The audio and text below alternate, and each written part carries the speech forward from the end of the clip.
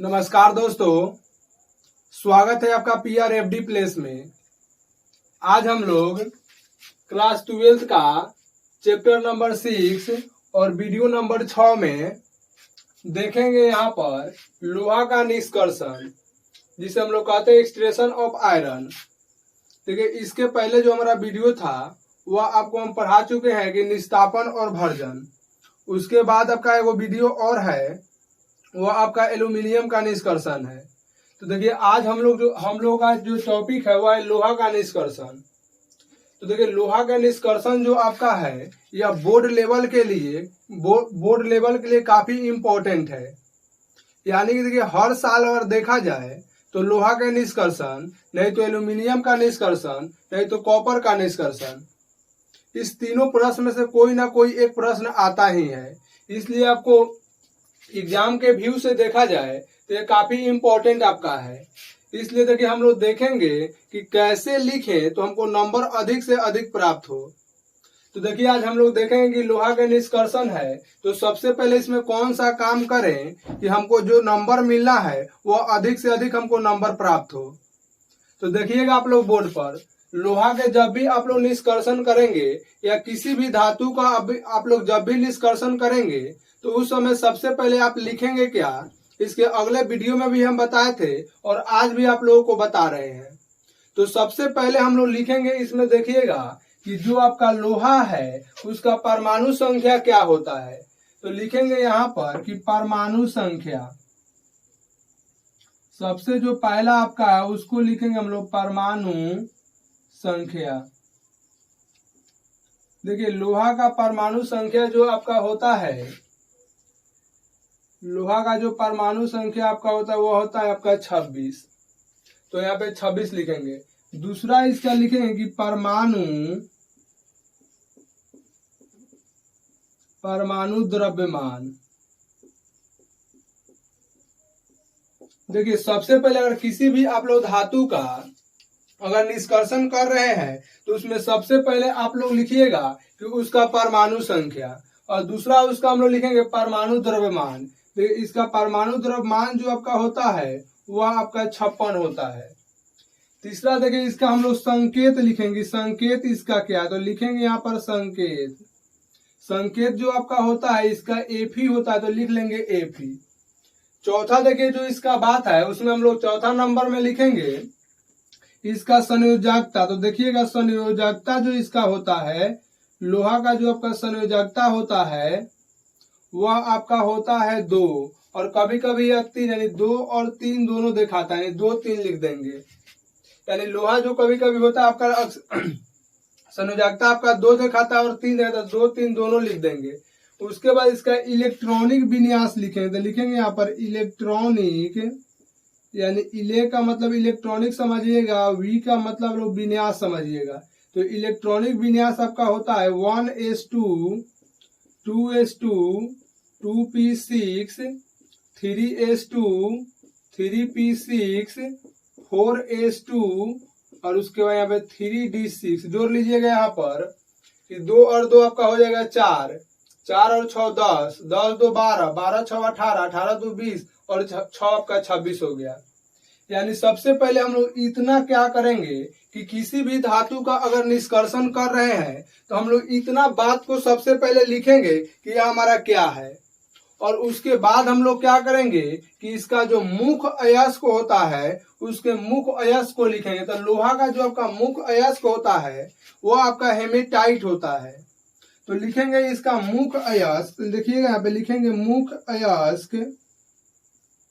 मुख्य अयस्क जो आपका है इसका, यह आपका इसका होता है हेमेटाइट। तो लिखेंगे हेमेटाइट, जिसको हम लोग कहते हैं Fe2O3। तो लिख लेंगे Fe2O3। पहले आप लोग इतना कार्य को हम लोग करेंगे कि हमारा किसी भी धातु का अगर निष्कर्षण करना है तो सबसे पहले हम इतना बात को लिखेंगे। देखिए, पहला नंबर में आपका है परमाणु संख्या, दूसरा परमाणु द्रव्यमान, तीसरा संकेत, और चौथा संयोजकता, पांचवा इलेक्ट्रॉनिक विन्यास, और छठा जो आपका है उसको अयस्क को लिखना है। तो इतना आप लोग काम पहले करेंगे। उसके बाद देखिएगा, आपको बताएं कि किसी भी धातु को अगर किसी भी धातु का निष्कर्षण आपको करना है तो देखिए उस धातु में हमारा अशुद्धि उपस्थित होता है, तो अशुद्धि को हटाने के लिए हम लोग सांद्रण करते हैं। यानी 1 नंबर में जो आपका होता है वह अयस्कों का सांद्रण होता है, और अयस्कों का जो आपका सांद्रण होता है वह 5 प्रकार से होता है। जैसे पहला अगर हम लोग देखेंगे तो हाथ से चुनकर आपको बताए थे, दूसरा गुरुत्वीय पृथ्वीकरण, तीसरा जो आपका था चुंबकीय पृथ्वीकरण, और चौथा जो आपका था फेन प्लावन विधि, और पांचवा जो आपका था निक्षालन था। तो इसमें देखिएगा हम लोग लिखेंगे यहाँ पे लोहा का निष्कर्षण, लिखेंगे कि लोहा का निष्कर्षण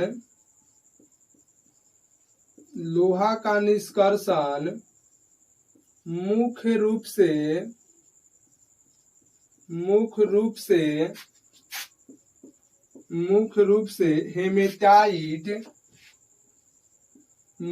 से हेमेटाइट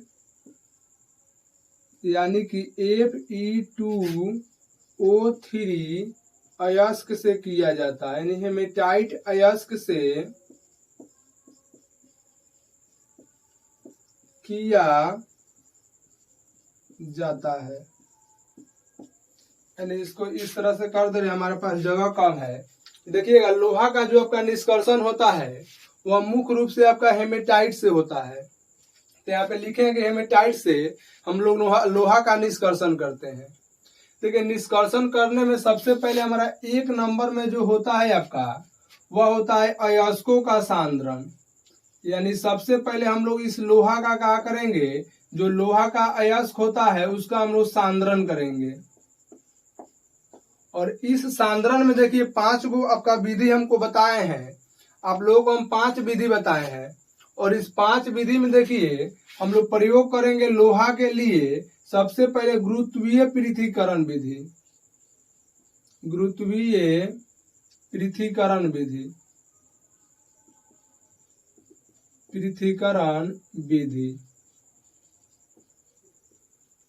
देखिए जो दूसरा नंबर हमारा होता है वह आपका होता है बी नंबर में, देखेंगे कि चुंबकीय पृथ्वीकरण विधि।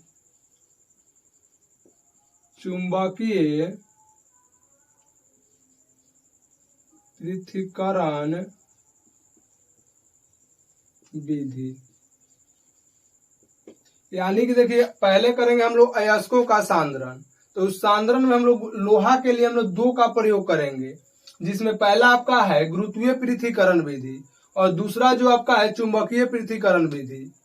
देखिए दूसरा नंबर में जो आपका है, दूसरा नंबर में हम लोग करेंगे निस्तापन,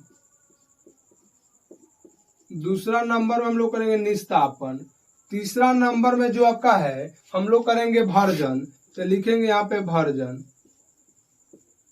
और चौथा नंबर में जो हमारा है हम लोग करेंगे प्रगलन। देखिएगा यहाँ पे सब कोई अब ध्यान से इसी चीज को हम क्या कर रहे हैं, देखिएगा कि यहाँ पे 2 नंबर है, तो यहाँ पे जगह की कमी होने के कारण 3 नंबर यहाँ पे हम लोग लिख दे रहे हैं भर्जन। और चौथा नंबर जो आपका है प्रगलन, तो यहाँ पे लिख लेंगे प्रगलन। चौथा नंबर आपका प्रगलन है। देखिए मुख्य रूप से हमारे इन्हीं स्टेपों का प्रयोग करके हम लोग लोहा का निष्कर्षण यानी कि शुद्ध लोहा प्राप्त कर लेंगे। तो 1 नंबर में जो आपका है देखिए करा है गुरुत्वीय पृथ्वीकरण विधि, तो लिखेंगे यहाँ पे 1 नंबर जो आपका ए नंबर है, 1 का ए नंबर गुरुत्वीय पृथ्वीकरण विधि।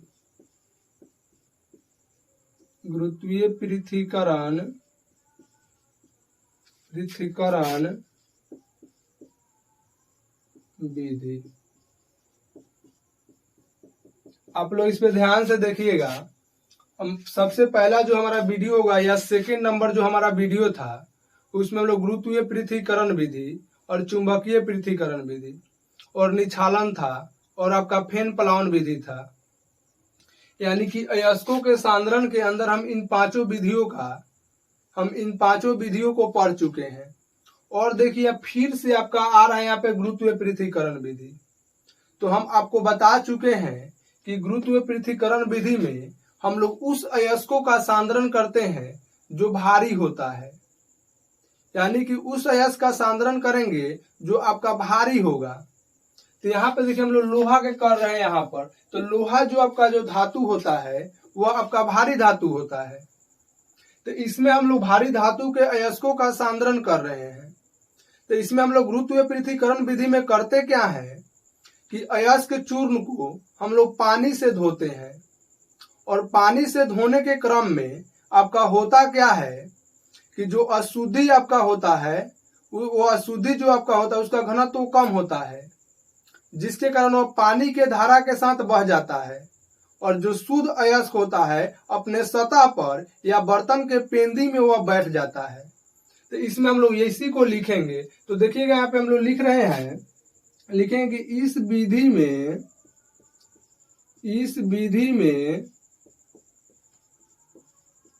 अयस्क चूर्ण को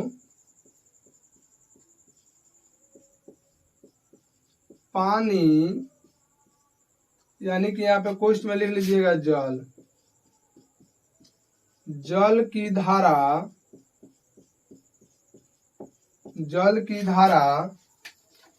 धारा से धोया जाता है,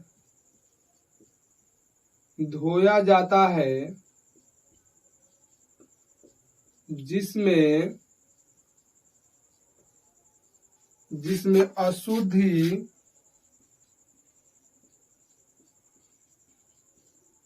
अशुद्धि का घनत्व कम होने के कारण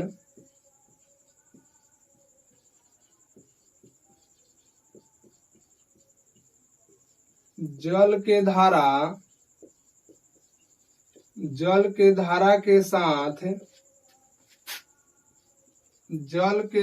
के साथ बह जाता है,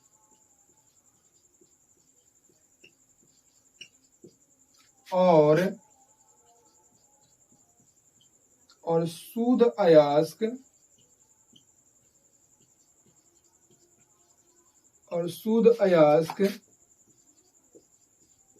बर्तन के पेंदी में बैठ जाता है।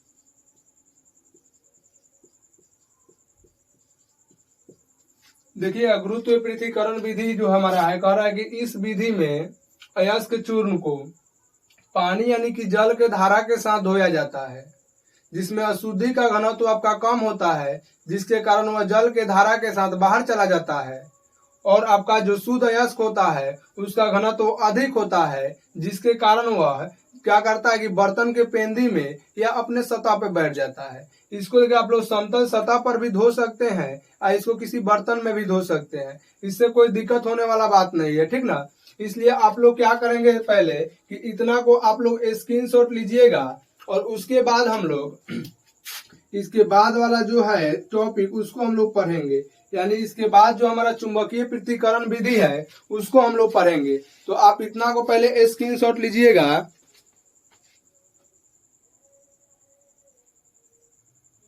ले लिया आप स्क्रीनशॉट, तो देखिएगा इसे मिटा रहे हैं।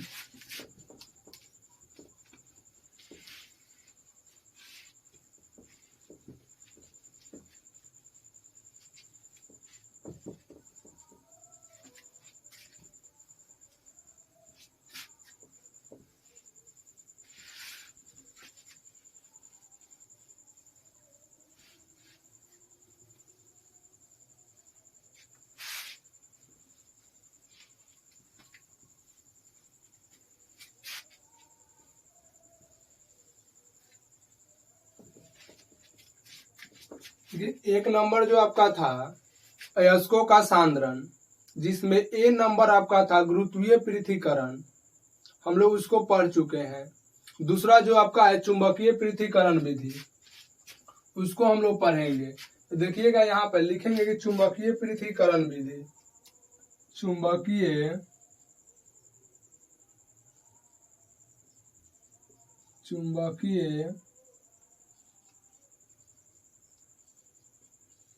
पृथक्करण विधि। देखिए, अगर मेरा वीडियो आप लोग लाइन बाय लाइन देखते होंगे तो आपको जरा सा भी कठिनाई नहीं होगा। इसलिए मैं आप लोगों को कहूंगा कि जो भी हमारा वीडियो है वो आप लोग सीरीज के अनुसार देखिए, लाइन बाय लाइन अपना वीडियो देखिए। आपको कहीं पर भी जरा सा ही कठिनाई नहीं होगा, क्योंकि इन सभी बातों को हम पहले पढ़ा चुके हैं और यहाँ पे आपका जो है रिपीटेशन हो रहा है, यानी रिपीट हो रहा है यहाँ पे बात आपका, यानी हम लोग इसको दोबारा पढ़ रहे हैं तो और आपका क्लियर होगा। जिसके कारण आप लोग क्या करेंगे कि लाइन बाय लाइन वीडियो को देखेंगे और वीडियो को आप लोग शेयर करिएगा और वीडियो को लाइक करिए। देखिएगा यहाँ पर कह रहे चुंबकीय पृथक्करण विधि। चुंबकीय पृथक्करण विधि हम आपको आगे भी पढ़ा चुके हैं और फिर से हम इसको क्या करेंगे कि यहाँ पे हम आप लोगों को पढ़ा रहे हैं। देखिएगा यहाँ पर चुंबकीय पृथक्करण विधि जो होता है आपका, इसमें दो प्रकार का रोलर होता है, जिसमें एक रोलर जो आपका होता है वह चुंबकीय पदार्थ का बना होता है और जो दूसरा होता है रोलर आपका वह अनुचुंबकीय पदार्थ का होता है। जैसे ही हम लोग अयस्क चूर्ण को क्या करते हैं कि उस एक कूप के सहायता से हम लोग क्या करते हैं कि अयस्क चूर्ण को डालते हैं तो उस पर जो बेल्ट होता है वो नाचने लगता है। इसको हम काफी अच्छे से बताए हैं। जो अयस्कों के सांद्रण हमारा जो वीडियो नंबर 2 या 3 होगा उसमें आप लोग जाकर देखिए, काफी इसको अच्छा से बताया गया है उसमें। तो उसमें जो आपका होता है बेल्ट आपका नाचने लगता है और नाचता है तो उसमें जो हमारा चुंबकीय अयस्क होता है वह चुंबकीय पदार्थ की ओर आकर्षित होता है और जो अनुचुंबकीय पदार्थ होता है वह आपका अनुचुंबकीय पदार्थ की ओर आकर्षित होता है। बस इतना ही हमारा इस विधि में है। तो देखिएगा हम लोग लिखेंगे कि इस विधि में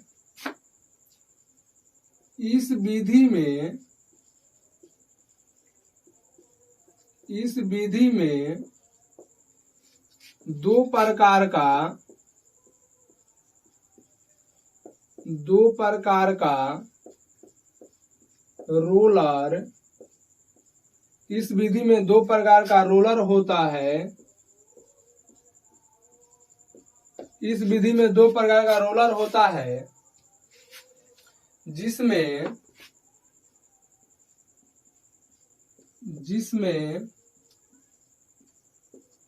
एक चुंबकीय पदार्थ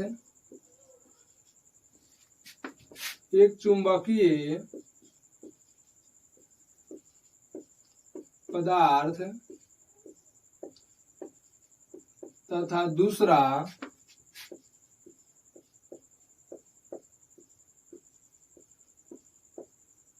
अचुंबकीय पदार्थ का बना होता है।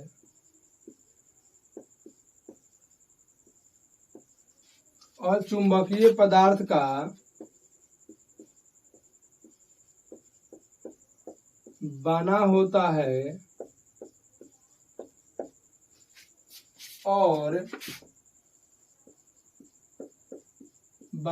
है और चुंबकीय अयस्क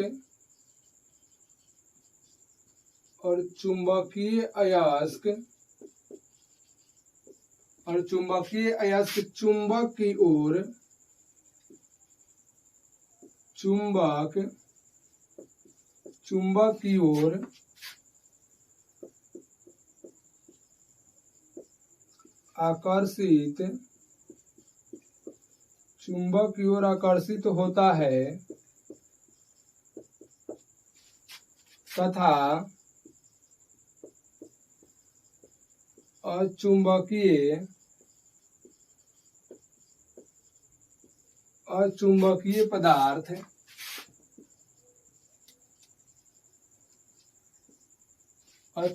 पदार्थ जो अचुंबकीय हमारा पदार्थ होता है वह अचुंबकीय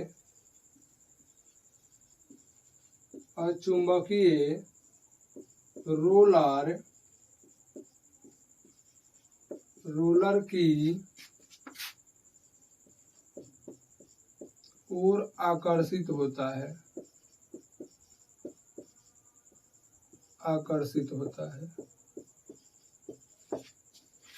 देखिएगा यहाँ पर जो हमारा है इस विधि में जो आपका होता है दो प्रकार का रोलर होता है, इसको हम पहले बता चुके हैं।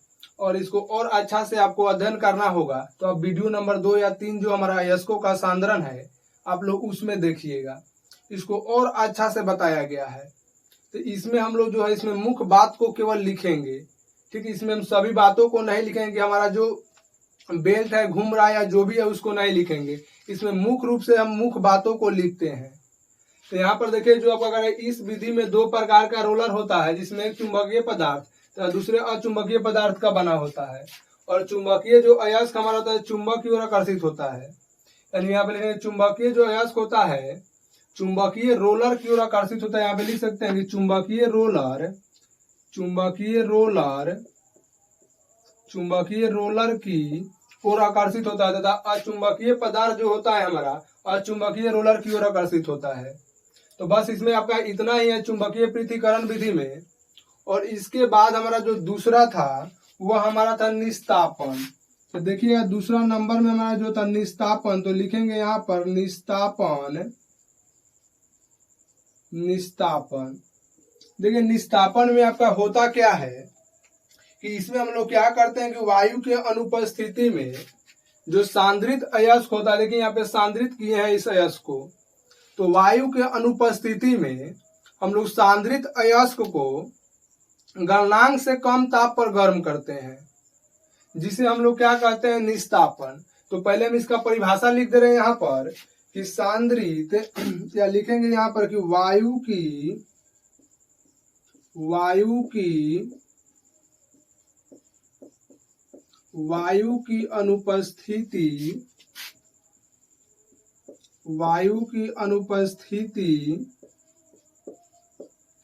अनुपस्थिति में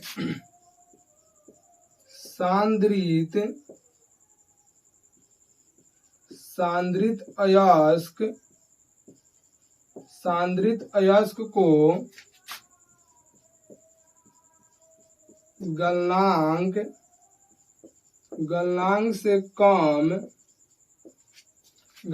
से कम ताप पर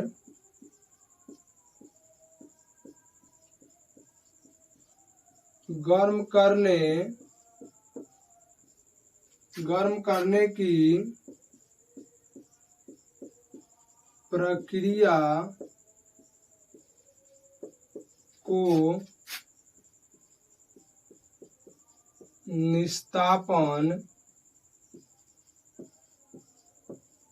करने की प्रक्रिया को निस्तापन कहते हैं। देखिएगा यहाँ पर कह रहा है कि वायु के अनुपस्थिति में सांद्रित अयस्क को गलनांक से कम ताप पर जो हम गर्म करते हैं, तो ये गर्म करने की जो प्रक्रिया होता है उसी को हम लोग क्या कहते हैं यहाँ पर कि निस्तापन कहते हैं।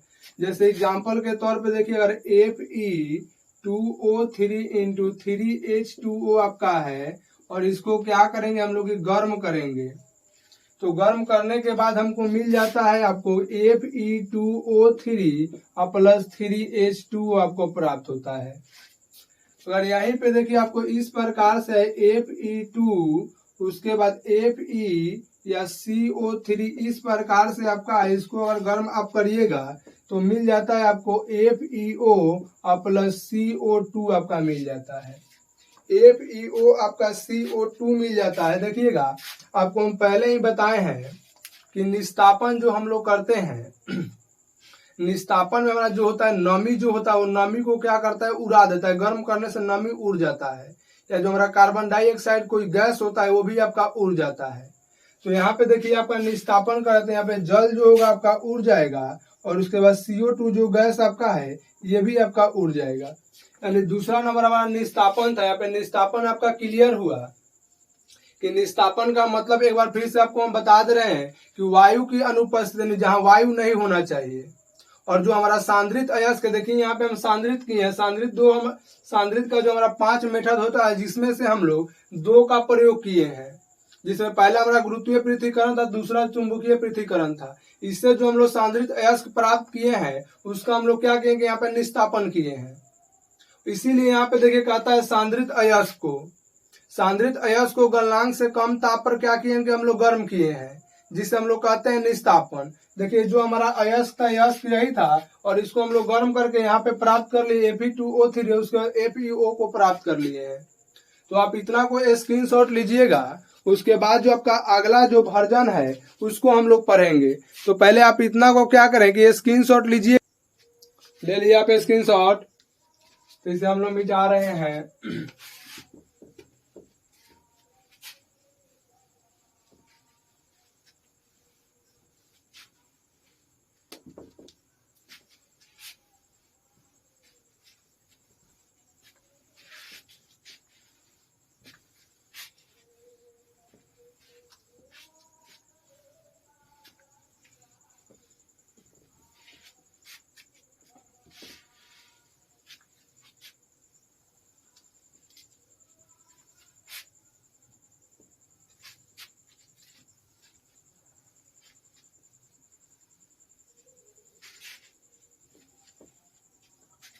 देखिएगा 2 नंबर हम लोग देख लिए निस्तापन। तीसरा नंबर जो आपका है वह आपका है भर्जन। तो लिखेंगे यहाँ पर भर्जन। भर्जन देखिए भर्जन जो आपका होता है वह आपका वायु की उपस्थिति में होता है। यानी कि वायु के उपस्थिति में सांद्रित अयस्क को गलनांक से कम ताप पर जो हमारा करने की प्रक्रिया होता है, यानी गर्म करने की जो प्रक्रिया होता है, उसे हम लोग कहते हैं भर्जन। तो देखिएगा इसे हम लिख रहे हैं यहाँ पर कि वायु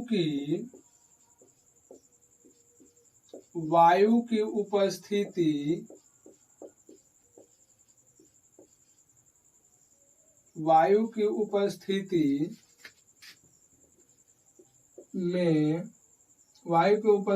में सांद्रित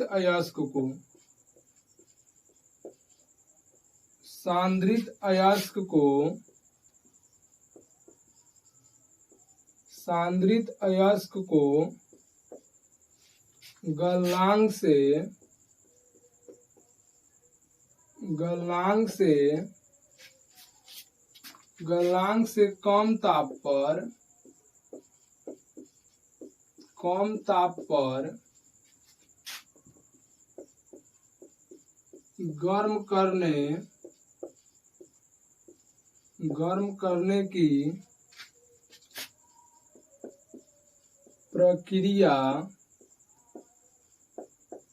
गर्म करने की प्रक्रिया को भर्जन कहते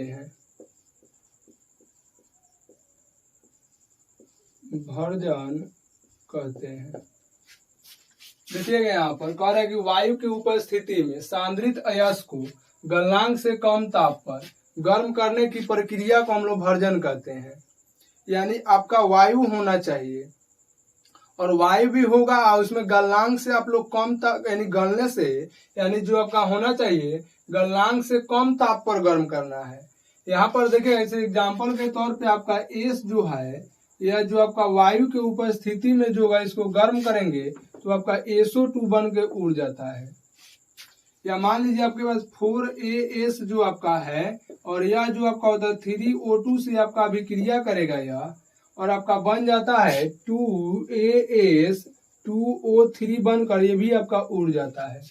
देखिए इस सब को हम मुख्य रूप से चर्चा किए हैं। निस्तापन और भर्जन जो हमारा है, वीडियो नंबर जो आपका 5 है उसको जाकर आप लोग देखिएगा। ये वीडियो नंबर आपका 6 है, और वीडियो नंबर 5 में आप लोग देखिएगा इसको पूरा क्या किया है कि डिटेल में आप इसको बताया गया। वीडियो नंबर 5 में इन सभी बातों को काफी डिटेल में बताया गया है। तो आप लोग क्या करें कि वीडियो नंबर 5 आप लोग देखेंगे तो आपको पता चलेगा कि हाँ यह क्या होता है। तो इसको वीडियो नंबर आप लोग 5 को पहले ले लिया आप स्क्रीनशॉट। तो देखिएगा हम इसे मिटा रहे हैं। उसके बाद जो हमारा चौथा नंबर प्रॉब्लम है उसको हम लोग देखेंगे।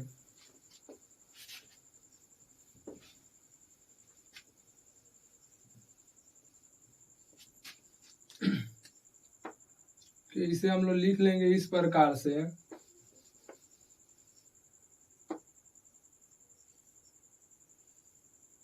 यानी कि अयस्क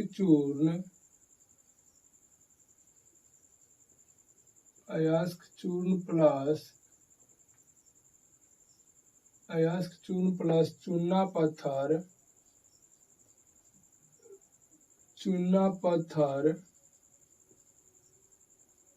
प्लस कोक, यही आपका था। देखिएगा चौथा नंबर जो आपका है, 4 नंबर जो आपका है वह है आपका प्रगलन। थोड़ा सा आप लोग फिगर में ध्यान दीजिएगा, फिगर क्या कह रहा है। सबसे पहले आप लोग फिगर पे ध्यान दीजिएगा। देखिए यह जो आपका बना हुआ फिगर है, यानी कि यह जो आपका भट्ठी है, इसको हम लोग कहते हैं वाटिया भट्ठी, जिसको देखिए हम यहाँ पे लिखेंगे कि यह जो आपका है वाटिया भट्ठी है। देखिए वाटिया भट्ठी जो आपका होता है, उसका पहला जो दीवार आपका होता है वह पहली दीवार जो होती है अग्नि से नहीं स्टील की बनी होती है। यानी वाटिया भट्ठी की जो पहली दीवार होता है वह आपका स्टील का बना होता है, और इसका जो दूसरा दीवार होता है वह अग्नि से ईंट का बना होता है। यहाँ पे आप लोगों को लगता होगा कि अग्नि से ईंट क्या है, यानी हम उस ईंट को अग्नि से ईंट कहते हैं जो हमारा आग यानी कि जो टेम्परेचर को जो सहता है।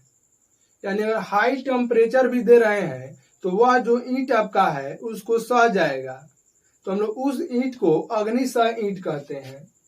उसके बाद हम लोग क्या करते हैं कि अयस्क चूर्ण को यहाँ पे लिखेंगे, अयस्क चूर्ण को हम लोग क्या करते हैं कि अयस्क चूर्ण चूना पत्थर और कोक को मिलाकर इस वाटिया भट्टी में डालकर गर्म करते हैं, और गर्म करने पर हमको मिलता क्या है कि इस अयस्क में कुछ अगलनीय अशुद्धि होता है, और उस अगलनीय अशुद्धि को हम लोग उसमें गालक को मिलाते हैं, और गालक को मिलाने से होता क्या है कि अगलनीय अशुद्धि और गालक जो होता है एक तरफ हो जाता है, और एक तरफ होता है तो उसे हम लोग खींचकर बाहर निकाल लेते हैं और हमें शुद्ध लोहा प्राप्त हो जाता है। तो मुख्य रूप से हमको यही इसमें लिखना है। तो देखिएगा लिखेंगे, यहाँ पर लिखेंगे कि यह है, या लिखेंगे कि इस विधि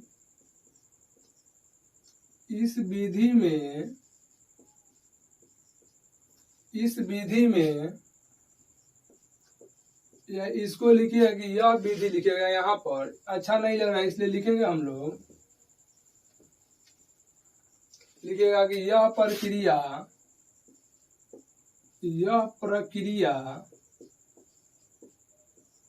वाटिया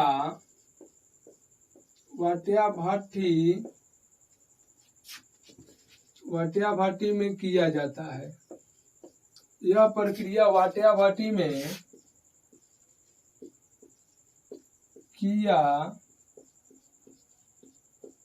किया जाता है, जिसकी लिखेगा जिसकी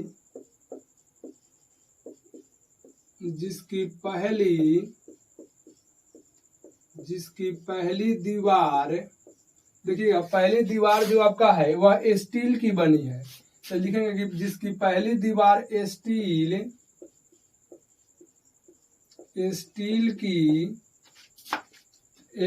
की बनी होती है, तथा दूसरी दीवार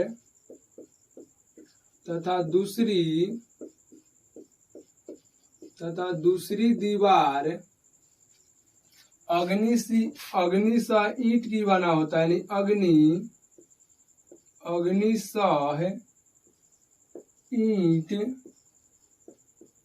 अग्नि सह ईंट का बना, इसे लिखिएगा अग्नि सह ईंट का बना होता है। अग्नि सह ईंट का बना होता है। देखिएगा इसका जो आपका है पहला जो आपका दीवार है वह स्टील का है, और दूसरा जो आपका दीवार है वह अग्नि सह ईंट का है। इसके बाद हम लोग क्या करते हैं कि अयस्क चूर्ण को, इसमें अयस्क चूर्ण और चूना पत्थर और कोक को क्या करते हैं कि वाटिया भट्टी में डाल देते हैं। तो लिखेंगे यहाँ पर अग्नि सह ईंट का बना होता है, उसका लिखेंगे और वाटिया भट्टी में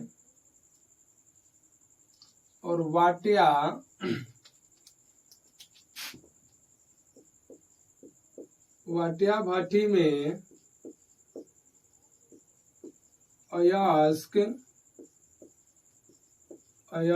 चूर्ण, चूना पत्थर और कोक को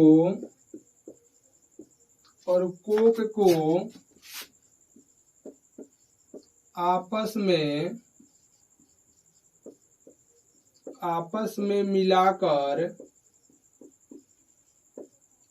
में मिलाकर गर्म किया जाता है। गर्म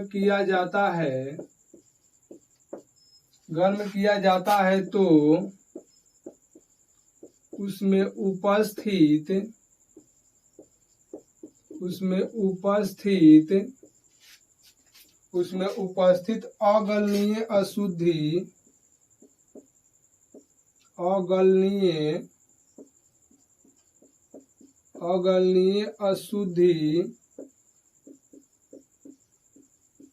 अगलनीय अशुद्धि होता है, जिसे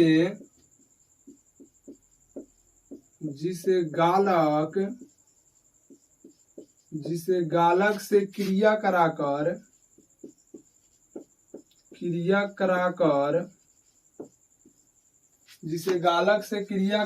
धातुमल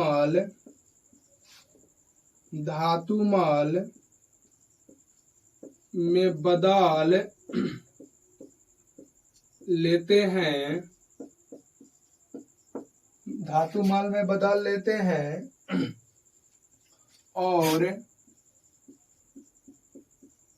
और हमें शुद्ध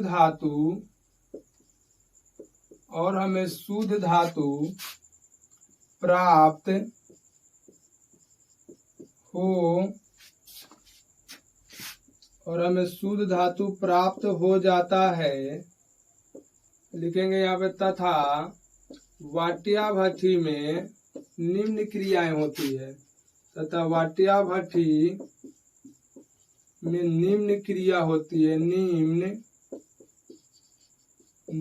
क्रियाएं होती है। सबको एक बार फिर से ध्यान से देखिएगा। यहाँ पे हम पढ़ रहे हैं, आप लोग सुनिएगा। कह रहा है कि प्रगलन जो हमारा होता है, यानी कि यह प्रक्रिया वाट्याभट्ठी में किया जाता है, जिसकी पहली दीवार जो होता है वह स्टील का बना होता है और दूसरी जो दीवार होता है आपका अग्निशय ईंट का बना होता है। और इस वाट्याभट्ठी में हम लोग अयस्क चूर्ण और चूना पत्थर को और कोक को आपस में मिलाकर गर्म किया जाता है, यानी गर्म करते हैं। तो गर्म करने के बाद उसमें होता क्या है कि उसमें अगलनीय अशुद्धि पाया जाता है। तो अगलनीय अशुद्धि को हम लोग क्या करेंगे, गलाने के लिए एक गालक का प्रयोग किया जाता है और गालक का हम लोग प्रयोग करके उसको धातु मल में बदल लेते हैं। और धातु मल में बदलने के बाद हमें शुद्ध धातु होता है जो प्राप्त हो जाता है। आप लोगों को देखिए, हम गालक को और धातु मल को काफी अच्छा से इसको हम लोग डिटेल में काफी अच्छा से इसको अध्ययन किए हैं। तो आप लोगों को बता रहे हैं हम कि अगर हमारा वीडियो जो अगर आप लोग लाइन बाय लाइन देखते होंगे तो आपको कहीं समस्या नहीं होगा। इसलिए मैं आप लोगों से कहूंगा कि वीडियो जो होगा आपका, जो हमारा वीडियो होगा, आप लोग सीरीज में देखिएगा, जिससे आपको कहीं पे आप कठिनाई नहीं होगा। अब देखिए यहाँ पे करेंगे, हमें शुद्ध धातु प्राप्त हो जाता है और वाट्याभट्ठी जो हमारा होता है उसमें निम्न क्रियाएं होती है। देखिए जैसे होता क्या है, सबसे पहले देखिए निम्न जो क्रियाएं हमारा होता है इस प्रकार से। देखिए हमारा निम्न क्रियाएं होता है, आप लोग बोर्ड पर ध्यान दीजिएगा कि किस प्रकार से हमारा निम्न क्रियाएं होती है। देखिए हमारे पास जो है बोर्ड पर देखिए जगह थोड़ा कम है, इसलिए हम देखिए इस प्रकार से लिखेंगे।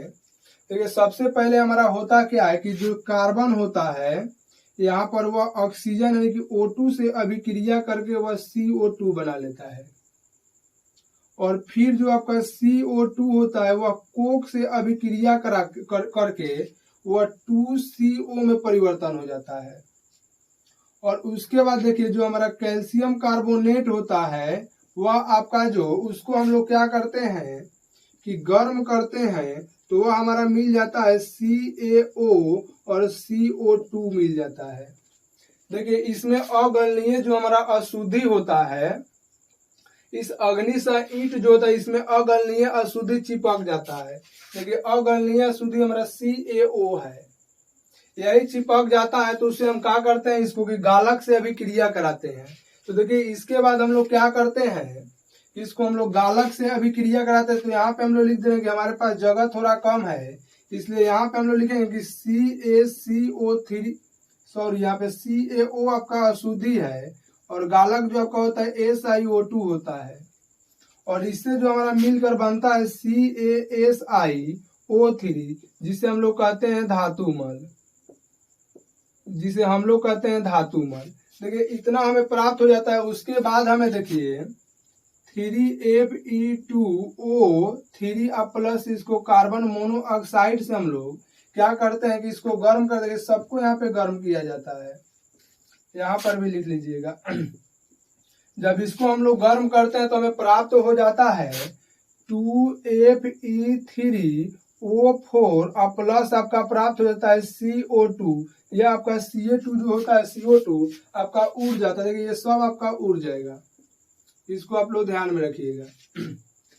उसके बाद देखिए हमको मिलता क्या है 2Fe, उसके बाद हमको 3O4 और उसको बाद उसके बाद हम लोग CO से फिर क्या करेंगे कि अभिक्रिया जब हम लोग कराते हैं तो हमारा बन जाता है, यहाँ पर देखिएगा Fe2O। यहाँ पे क्या करिएगा, यहाँ पे जो आपका 2 मोल है इसको हटा दीजिएगा। Fe3O4 है, उसके बाद CO है, तो आपका बन जाता है यहाँ पे 3FeO प्लस CO2 बन जाता है। फिर ये आपका उड़ जाएगा। और उसके बाद देखिएगा यहाँ पे जो हमारा 3F यानी कि FeO जो आपका है, यहाँ पे 3 2 जो हमारा मोल है, मोलों की संख्या को हम लोग हटा दे रहे हैं। उसके फिर कार्बन मोनोऑक्साइड से साथ क्या करेंगे, गर्म करेंगे, तो आपका बन जाता है Fe प्लस CO2। देखिए यहाँ पे जो हमारा है यह शुद्ध धातु यानी कि शुद्ध हमें यानी कि हमें 95% यहाँ पर हमको यहाँ पे Fe यानी कि लोहा यानी कि हमको आयरन प्राप्त हो जाता है। तो आप लोग इतना को स्क्रीनशॉट लीजिएगा। उसके बाद हम लोग देखेंगे इसके जो आगे है लोहा का उपयोग, उसको हम लोग देखेंगे। तो आप लोग इतना को स्क्रीनशॉट लीजिए, ले लिया आप स्क्रीनशॉट। देखिए इसे हम लोग मिटा रहे हैं।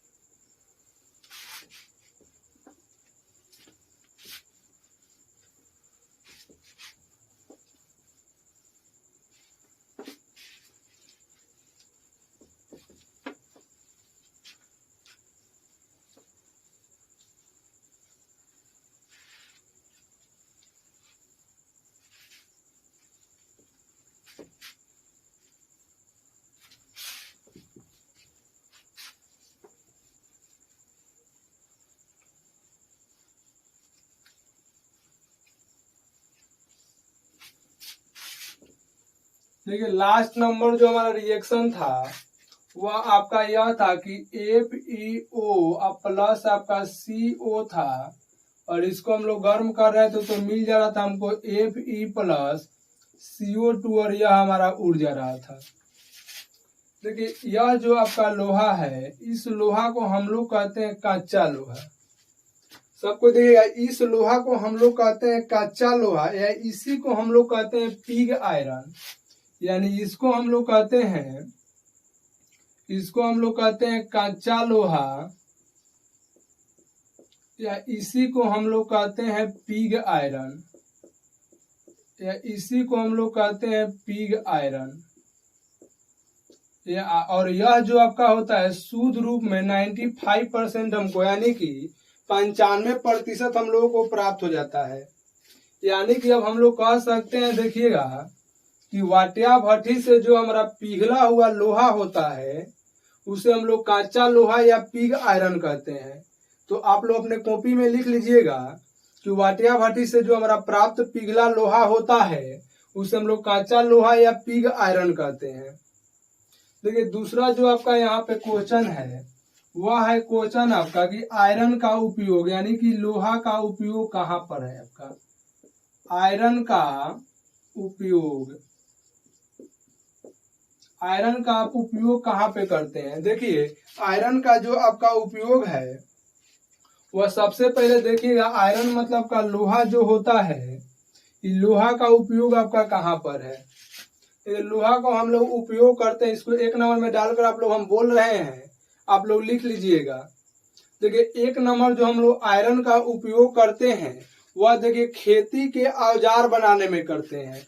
यानी जो हम लोग का खेती का औजार होता है, उस खेती के औजार को हम लोग बनाने में इस आयरन का प्रयोग करते हैं।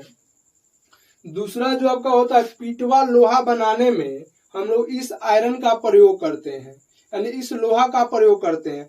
तीसरा जो आपका होता है, तीसरा जो आपका होगा कि